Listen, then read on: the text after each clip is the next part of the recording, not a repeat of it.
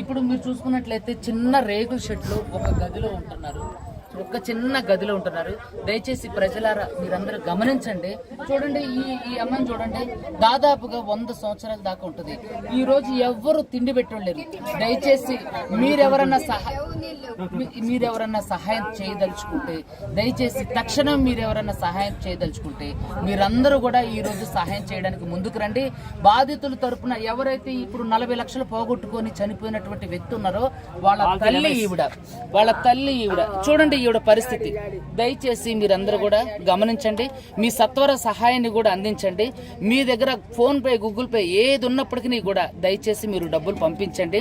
మా ఫోన్ నంబర్లు 8499842988. చూడండి, 8499842988.